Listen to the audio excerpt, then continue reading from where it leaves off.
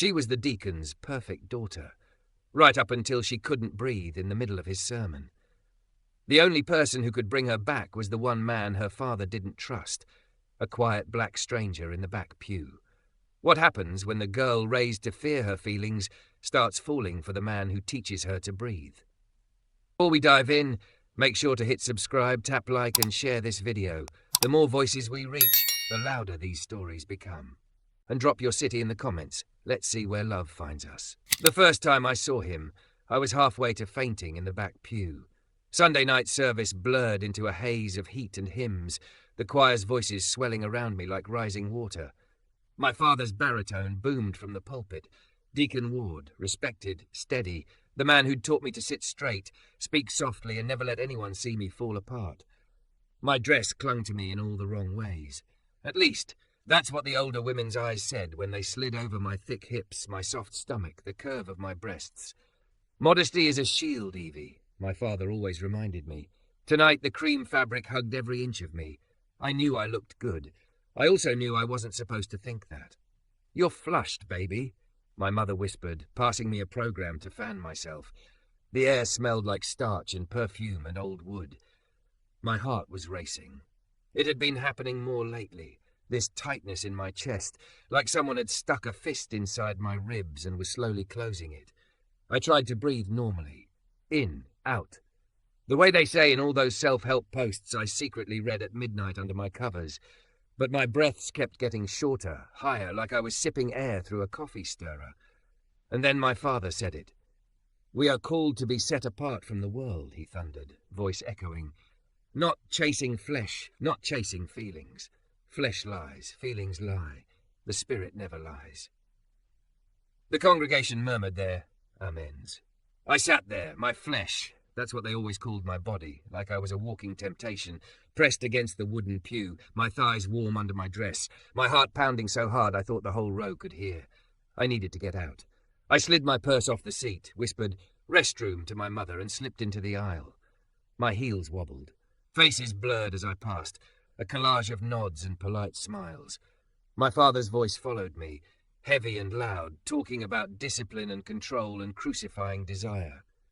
The hallway outside the sanctuary was dim, cooled by a tired air conditioner. Fluorescent lights flickered above the bulletin board, all bake sales and mission trips.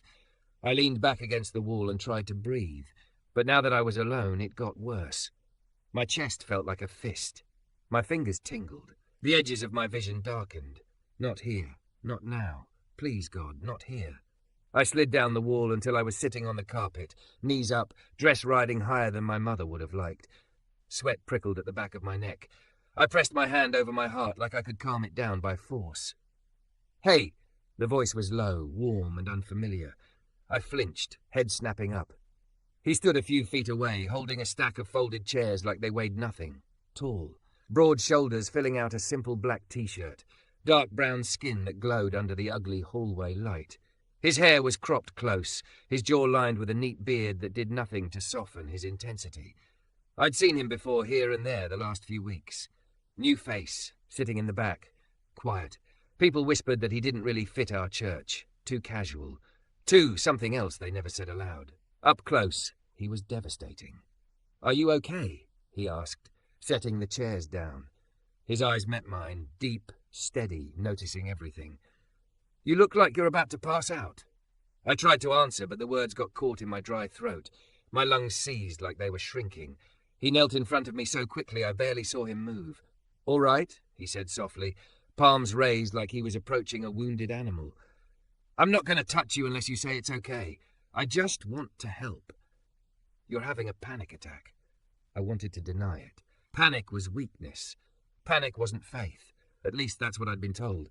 But tears stung my eyes, hot and humiliating. "I can't." The words came out broken. He nodded, not looking away. He didn't look disgusted or annoyed, just present. "Can I sit?" he asked. I managed the smallest nod. He sat cross-legged on the carpet in front of me, bringing us eye level. The faint scent of soap and something like cedar drifted toward me, grounding. "What's your name?" he asked. "Evangeline," I whispered. My father loved biblical names. I'd always felt too big for mine, too loud, too much, never angelic enough. "Evangeline." He said it like it wasn't a burden. "I'm Noah." His voice was calm, slow, like the opposite of everything happening inside my body. "You're not dying," he continued gently. "I know it feels like it, but you're not." I can't breathe," I choked out. "You are breathing," Noah said. "Too fast and too shallow. We're going to change that, okay? You good with me walking you through this?" I nodded again, a jerky, desperate movement. "All right." He lifted his hands between us, palms facing me. "Look at me, Evangeline. Just my hands." My eyes locked on his, then on his hands. They were big and capable, calloused in places, like he worked with them. He spread his fingers wider. "When I lift my hands," he said, "you breathe in through your nose. When I lower them, you breathe out through your mouth, like you're blowing out candles." "Nice and slow. Can you try that with me?" I swallowed, nodded. He raised his hands slowly. In, 3, 4. I dragged air into my lungs, shaky and shallow. He lowered his hands. Out, 2, 3, 4, 5, 6. The first exhale was ragged, but I followed him. Again. His hands rose and fell, his voice counting low and steady. In, 2, 3, 4. Out, 2, 3, 4, 5, 6. After a few cycles, my shoulders dropped. The buzzing in my fingers softened. My chest loosened, just a bit. "That's it," Noah said, watching me. Not the sanctuary doors behind me, not his phone, not the clock. Just me. "You're doing good, again." I realized I was matching his rhythm, my breath syncing with his hands, his voice. For the first time all night, my father's words faded into the background. All I heard was Noah, in, out, in, out. Tears slipped down my cheeks before I could stop them. I swiped at them, embarrassed. "Sorry," I muttered. My voice sounded small in the empty hallway. "Don't apologize for breathing," he said. A small smile curved at the corner of his mouth. It wasn't mocking. It was proud. "You just did something hard. That deserves credit." I let out a broken little laugh. "You talk like this happens all the time." "It does," he said. "Not always here, but yeah." His gaze softened. "You're not the first person to get overwhelmed in a church hallway." That hit something inside me, a place that had been suffocating for years. Not very holy of me, is it? I tried to joke, gesturing vaguely toward my damp face, my too curvy body in my too tight dress, sprawled on the carpet like some cautionary tale. His eyes slid down, then back up, deliberate and unashamed. Heat rushed to my cheeks, but not the panicky kind now. "You look human," he said simply. "Holy's overrated. Breathing is better." The way he said it made my heart stutter for a different reason. Footsteps echoed in the distance, voices drifting from the sanctuary. Someone laughed. The spell of the moment trembled but didn't break. "Why are you back here anyway?" I asked, once I could speak without wheezing. "You're not supposed to see the pastor's daughter falling apart." His eyebrows lifted. "Pastor's daughter, huh?" "Deacons," I corrected automatically. "Practically the same thing in this church." He smiled. "Well, Deacon's daughter, I'm back here because your sound system hates me." He jerked his thumb toward the fellowship hall. "They asked me to help with the cables for next Sunday's youth thing. I got lost. Lucky for you. Lucky for me." The phrase echoed in my chest like another heartbeat. He shifted, folding his arms loosely over his knees. "You feeling okay now? Dizzy? Nauseous?" "Just tired," I admitted, "and kind of stupid." "You just had a storm inside your body and rode it out," he said. "That's not stupid, that's brave." Brave. No one had ever called me that. Obedient, sure, polite, curvy in a way that made people talk in circles, but never brave. I studied him for a moment. "How do you know how to do all this?" He hesitated, the light dimming in his eyes for just a second. "I've had my own storms," he said finally. "Learned some things the hard way. Had some people teach me to breathe when I thought I didn't deserve to." There was something in the way he said "didn't deserve" that made my chest ache. "Thank you," I said quietly, "for staying, for not freaking out." "Thank you for letting me help," he replied. Then he grinned, sudden and bright. "And for not throwing up on me. That's always a plus." A helpless giggle burst out of me, too loud in the hallway.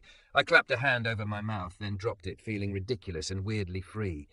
Noah watched me laugh, and his smile softened into something almost tender. "You should do that more," he said. "What, panic in hallways?" "Laugh like that." For a moment, the fluorescent light didn't seem so ugly. The carpet didn't feel so rough beneath me. My body didn't feel like an enemy. From the sanctuary, my father's voice rose again, strong and certain. In front of me, Noah's hands rested on his knees, fingers relaxed, ready to rise and fall again if I needed them. For the first time in my life, I wondered if there was a kind of faith that started not with rules or fear, but with a single, steady breath. I didn't sleep much after that night. Every time I closed my eyes, I saw Noah's hands in front of me, rising and falling, his voice in my ear. In, 2, 3, 4. Out, 2, 3, 4, 5, 6. Monday morning, I woke up with mascara streaks on my pillowcase and a tightness behind my ribs that felt like a bruise. I went through the motions, coffee shower, the safest outfit I owned, but my mind stayed in that dim church hallway. "You're quiet," my mother said over breakfast, slicing a grapefruit with surgical precision. "Everything all right, Evie?" "Just tired," I lied, watching the juice bead on her knife. "It was a long service," she smiled faintly. "Your father was pleased to see the pews full." Of course he was. Full pews meant a successful ministry. A successful ministry meant no one asked what happened to the pastor's or deacon's kids when no one was looking. He walked in moments later, crisp in his work shirt and tie, already checking his phone. "Evening service went well," he said, more to the kitchen air than to us. The Spirit moved. I thought about the Spirit moving me right out of the sanctuary and onto the carpet in the hallway, gasping like a fish. My chest gave the smallest twitch. Stop. Not now. On my drive to work, my fingers kept wanting to drum out that same rhythm on the steering wheel. In 4, out 6. It was ridiculous that a stranger's counting had stuck with me more than years of altar calls and sermons. It was more ridiculous that I already knew I'd be looking for him next Sunday. By Wednesday, the storm came back. I worked reception at a small insurance office 5 miles from the church, the kind of place where the fluorescent lights buzzed just slightly too loud and the coffee always tasted burned. I'd been answering phones and smiling at strangers for 3 years. Such a respectful job for a young lady, my father liked to say. At 3:17 p.m., a client began yelling at me over a billing error that wasn't my fault. His voice poured through the receiver, sharp and accusing, hitting the same raw spots my father's tone sometimes did when he thought I wasn't trying hard enough to be better. My fingers tightened around the handset. My heart picked up speed. I apologized, transferred him, hung up. The office hummed around me. Printers whirred, keyboards clacked, someone laughed from the break room. I sat there, spine straight, nails digging into my palms. Then my vision started to fuzz at the edges. No, not here. Not at my desk. My breaths turned small and choppy. The fist inside my chest clenched. My reflection in the computer screen looked as pale as the walls. I stood up on autopilot. "Restroom," I murmured to my supervisor, hoping my voice didn't crack. The hallway swayed under my feet. In the narrow restroom, I locked myself into the nearest stall and leaned my forehead against the cool metal door. My heart was pounding so loud it drowned out everything else. I knew what this was now. Panic. I also knew what to do, because a man named Noah had knelt on a church hallway floor and taught me. My hands shook as I lifted them in front of my face, imitating his posture, palms turned toward me. "In," I whispered, just to hear something human besides my own ragged breathing. 2, 3, 4. I dragged air in through my nose. It caught, but it came. Out, 2, 3, 4, 5, 6. I pursed my lips and pushed the air out, long and slow, like I was blowing out birthday candles in slow motion, again and again. After a minute, my heartbeat softened from a hammer to a drum. My fingers tingled less. I slid down until I was sitting on the closed toilet, dress bunched around my thighs, breathing like some beginner yogi in a cubicle farm. "You're not dying. You're breathing." I could almost hear him saying it. By the time I returned to my desk, my cheeks were blotchy, but the world had righted itself. No one seemed to have noticed anything beyond, "Evie took a bathroom break." I answered emails. I smiled at Mrs. Patterson when she came in to pay her bill. On the outside, I was the same. On the inside, something had shifted. I hadn't prayed my way out of that panic. I hadn't gritted my teeth and shoved it down. I'd breathed. Wednesday night was Bible study. I almost didn't go. I could have said I was tired or had work to finish. My father would have frowned, but he would have forgiven a rare absence. But the truth was, I wanted to see if Noah would be there. The admission startled me. It felt wrong, like sneaking candy into church. But under the wrongness was a pull I couldn't ignore. I wore a dark green dress that hugged my curves and reached my knees, compromised between my taste and my mother's modesty lectures. In the mirror, my body still looked too much, too loud, Thick hips, soft belly, full breasts. When other women at church complimented me, there was always a little warning baked in. "You're so voluptuous, dear," one had murmured last week. "Be careful. Men get ideas." As if men didn't have ideas all on their own. I found myself smoothing the fabric over my stomach, wondering what Noah had seen when his gaze had moved down and then back up. For once, the thought didn't make me want to disappear. The parking lot was half full when we pulled in. My father went straight inside, already composing his opening prayer in his head. My mother stopped to adjust a potluck sign. I lingered in the doorway of the fellowship hall.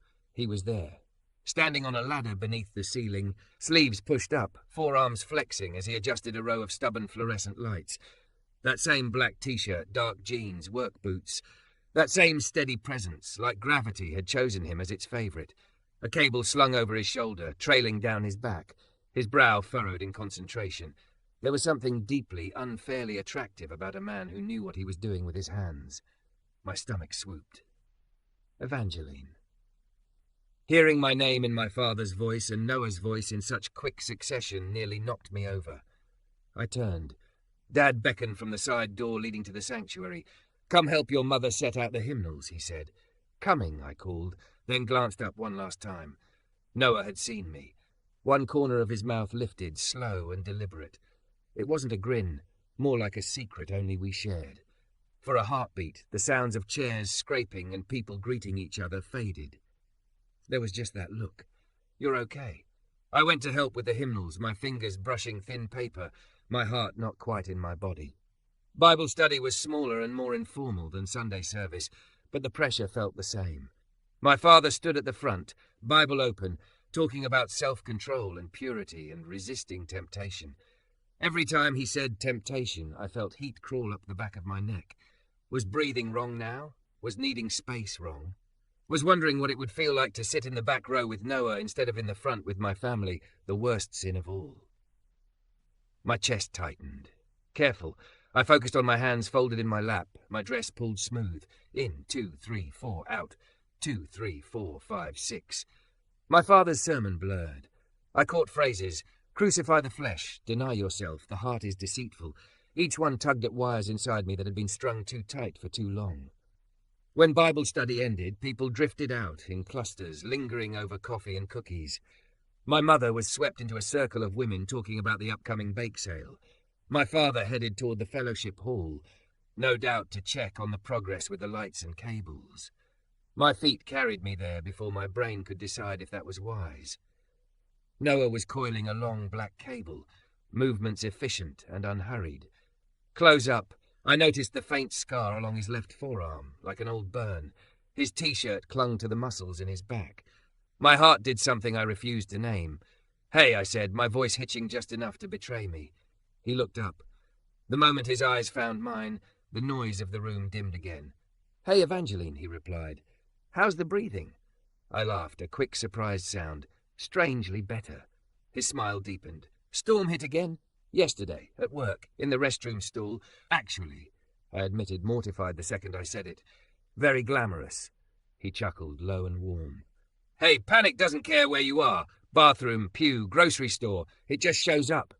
His gaze softened. "But you kept your head and rode it out. That's something." I hesitated, then stepped a little closer, lowering my voice. "Does it ever stop? Or is this just my life now? Sneaking off to bathrooms to remind myself I'm not dying." His jaw ticked, like the question hit somewhere personal. He rested the coil of cable on a nearby chair and leaned his hip against the table. "For a long time," he said slowly, "I thought it would always be like that. Panic, shame, repeat." He glanced at the cross hanging over the doorway, especially in spaces like this. "What changed?" I asked. He took a breath, like he was weighing how much to say. "My brother died," he said quietly. "Car accident. Drunk driver. I was 22, and I thought if I just prayed harder, I could beat the way my chest crushed every time I walked past his room. Church people told me anxiety was a sign of weak faith." The phrase stung with familiarity. "I ended up in the ER twice thinking I was having a heart attack," he continued.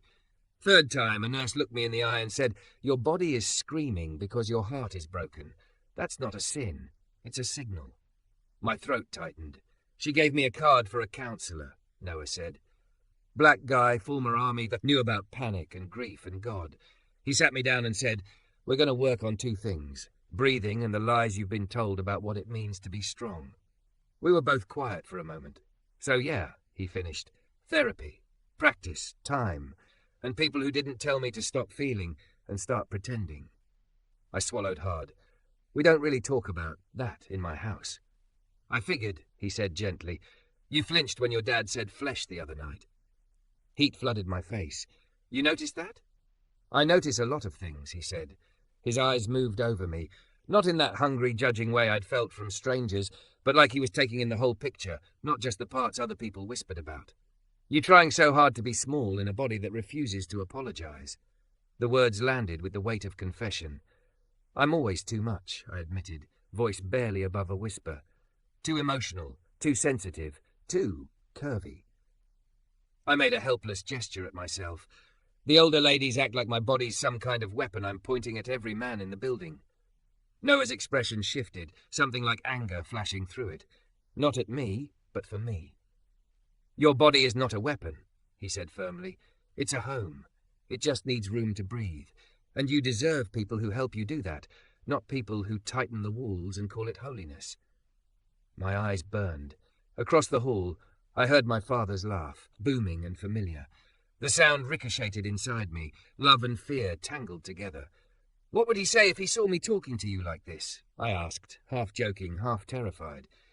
Noah's gaze flicked over my shoulder. He's about to. My spine went rigid. I turned. Deacon Ward stood in the doorway, brows drawn, taking in the scene, his thick, curvy daughter standing too close to the tall black man with cables and scars and eyes that saw too much.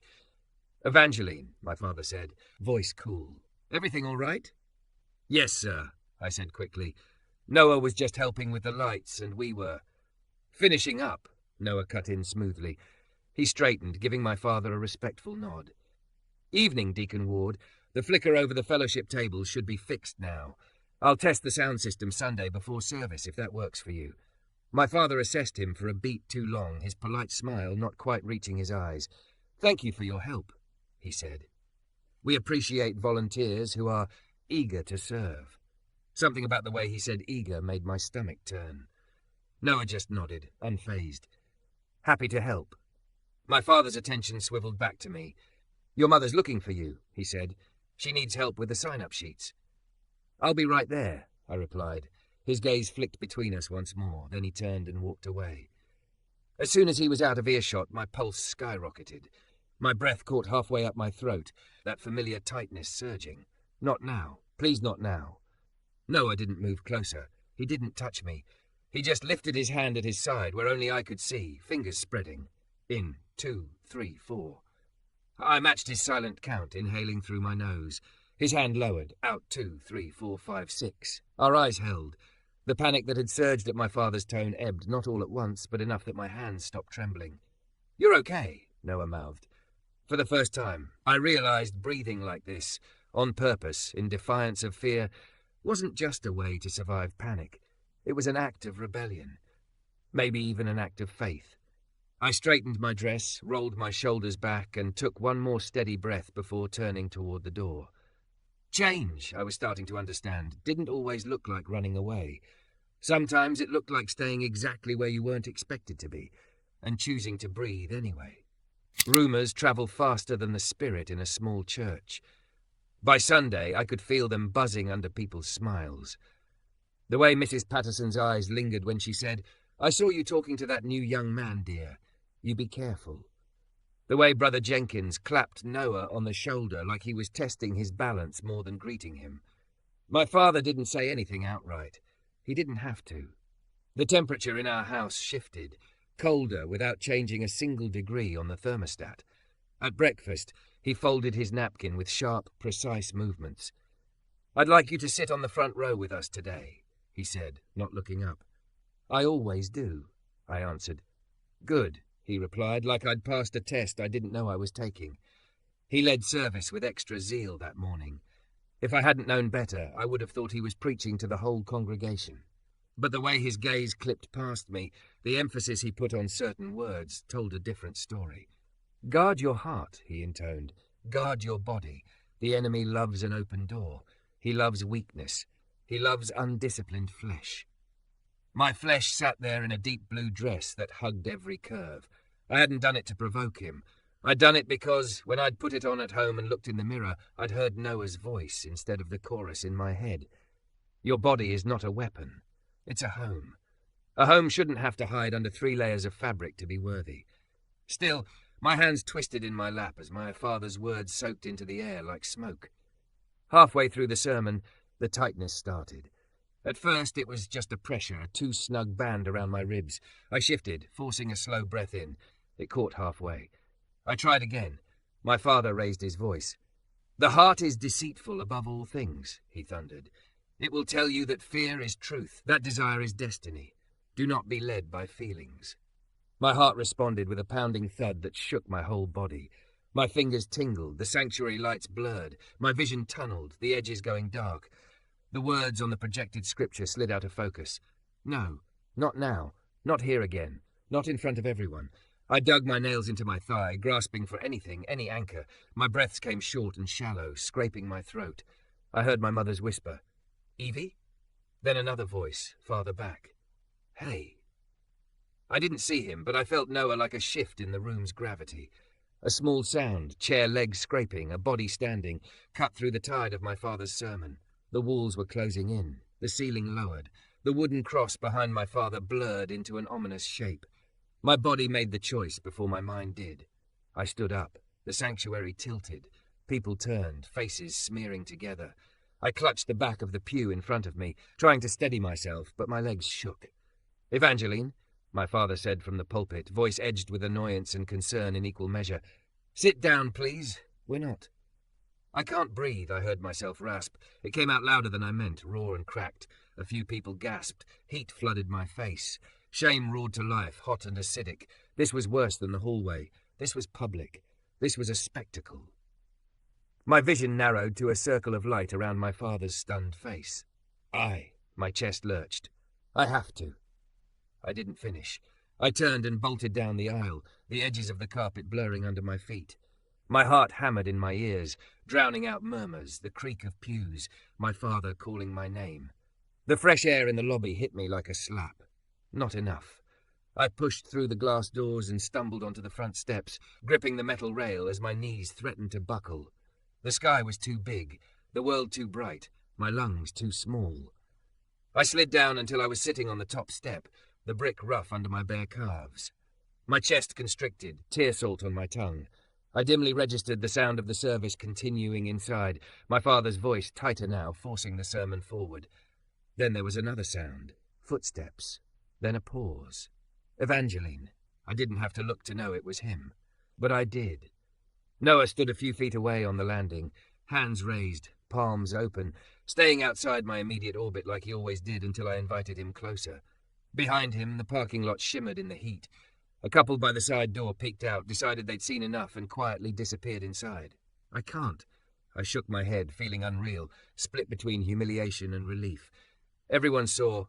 I ruined his sermon. Hey! His voice cut through the spiral, low, steady. You didn't ruin anything. You interrupted a performance to stay alive. That's different. A broken laugh burst out of me, half sob. Can I come closer? He asked. I nodded because I wanted him close more than I cared about how it looked. He moved to sit beside me, not too near, not too far. Our shoulders weren't touching, but I could feel the heat of him. All right, he said softly. You know what to do. We've done this before. My hands were trembling. He lifted his own between us, fingers spreading. In, 2, 3, 4. I dragged air in. It caught on my tears, on my shame, on years of being told to hold everything in. But it came. Out. 2, 3, 4, 5, 6. The exhale shuddered out of me, wet and messy. He didn't flinch. Again, hands up, hands down. His voice steady, my breathing syncing with his. In, out, in, out.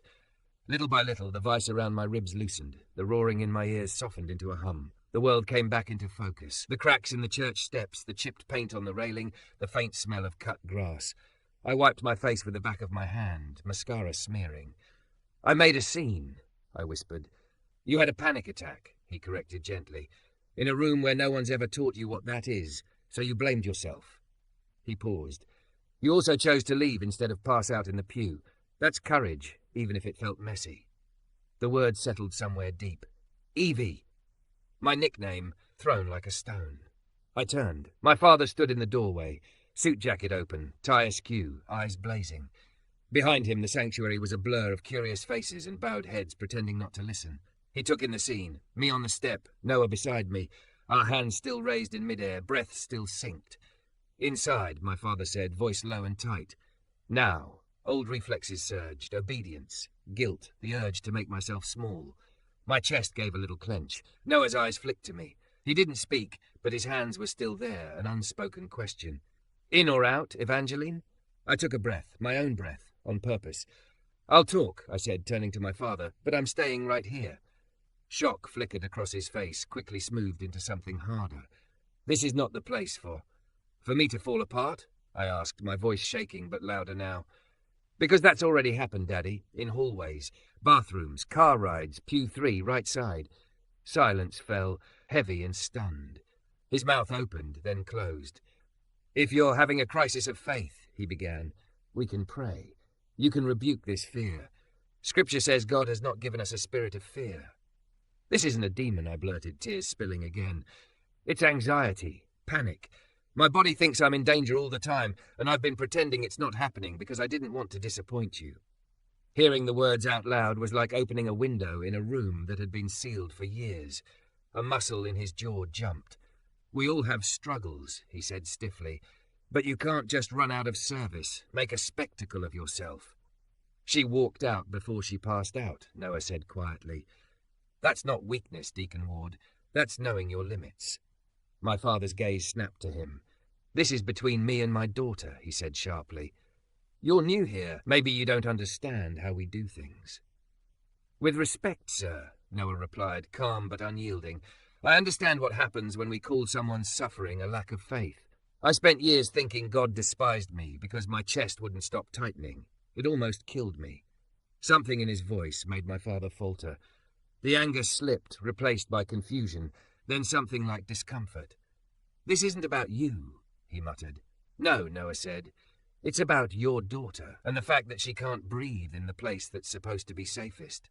The words hung in the hot air. My father looked at me, really looked.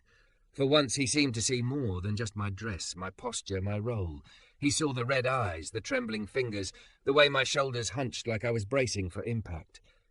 You think I did this, he said slowly, hurt creeping in. I think, I answered carefully, that I learned early not to feel things too big around you. That every time my heart hurt, I got verses instead of comfort. That I'm terrified of being too much, so I hold my breath. My voice broke. You didn't cause all of it, but you haven't seen it either. He swayed a little, like I'd pushed him. For a moment, the stern deacon slipped, and I saw just my father, the man who'd braided my hair before kindergarten, who'd wiped chocolate from my face, who'd gripped the steering wheel too tight the day Mom had surgery. I thought, he whispered, if I raised you right, the world wouldn't break you. It's already broken, I said, tears sliding down. But I'm still here. I just need room to breathe while I heal, and I need you to stop calling my body and my feelings the enemy. Wind tugged at the edge of his shirt. My heart pounded, but not with panic this time, with the echo of what I'd just done.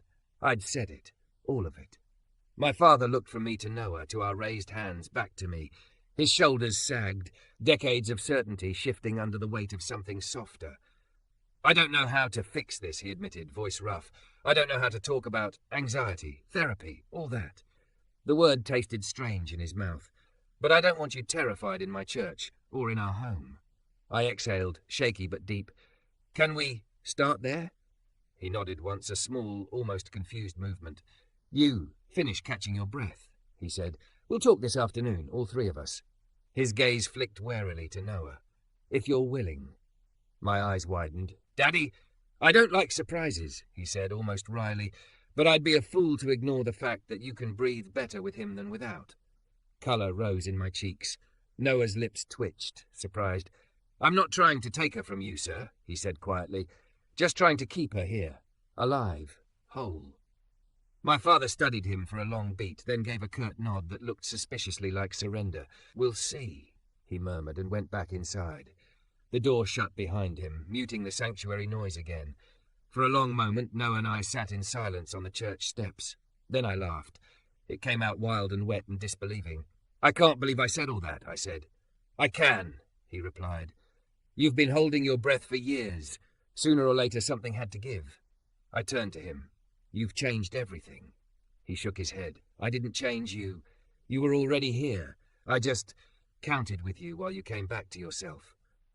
Emotion swelled in my chest, thick and overwhelming, but this time it didn't crush. It expanded. I reached for his hand, hesitated, then let my fingers brush his. "Can I?" I asked. He smiled, that slow, tender smile that had undone me the first night. "Yeah," he said, "you can." I laced my fingers with his. His grip was warm, solid, careful, not claiming, not hiding. Oh, he murmured, "One more time, just because we can, not because you're falling apart, because you're allowed to breathe on purpose." We lifted our joined hands slightly. In, 2, 3, 4. I inhaled, lungs filling, chest rising, blue dress stretching over a body that had spent years apologizing for existing. Out, 2, 3, 4, 5, 6.